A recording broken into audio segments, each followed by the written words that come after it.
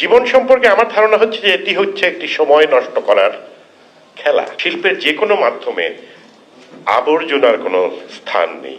সুতরাং আমি যেন কোনোভাবেই আবর্জনা উৎপন্ন না করি। আজকের অস্থির সমাজে আমরা সবাই যেন কেউ কাউকে সম্মান করছি না, আমরা যেন টক্সিক হয়ে উঠছি। ভলতেয়ারের একটা উক্তি আমার খুব প্রিয়, সেটা হচ্ছে লেখকদের উদ্দেশ্যে বলছেন, যতক্ষণ তুমি না লিখে থাকতে পারো, কারণ দ্বিতীয় লাইনটি হচ্ছে সাহিত্যে আবর্জনার কোনো স্থান নেই। এই লেখাটি, এই কোটেশনটি আমি ধারণ করেছিলাম যে শুধু লেখায় না, শিল্পের যে কোনো মাধ্যমে আবর্জনার কোনো স্থান নেই। সুতরাং আমি যেন কোনোভাবেই আবর্জনা উৎপন্ন না করি, বা করলেও সেটা যাতে দ্রুত ডাস্টবিন পর্যন্ত পৌঁছে দিতে পারি, সে ব্যাপারে সচেষ্ট ছিলাম। আর ওই কনফুসিয়াসের কথা যে প্রত্যেকটি মানুষের দুটি জীবন আছে, একটি বুঝতে পারে সে অর্ধেক পার হয়ে যাওয়ার পরে, আর কি, সেটা শেষ হওয়ার পর, মানে দুটি জীবনের একটি শেষ হয়ে যাওয়ার পর সে বুঝতে পারে যে তার চলে গেছে। আর জীবন সম্পর্কে আমার ধারণা হচ্ছে যে এটি হচ্ছে একটি সময় নষ্ট করার খেলা।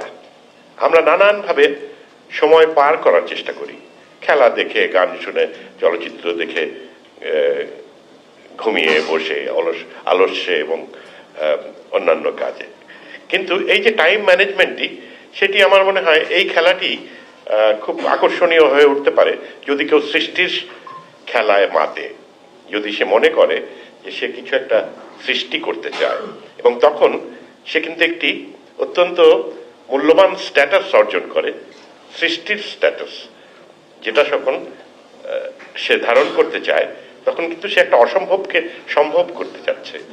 সব বলে দেয়া গল্প, পৃথিবীতে এই 17 কোটি বছরের মানুষের ইমোশনের তো কোনো চেঞ্জ হয়নি।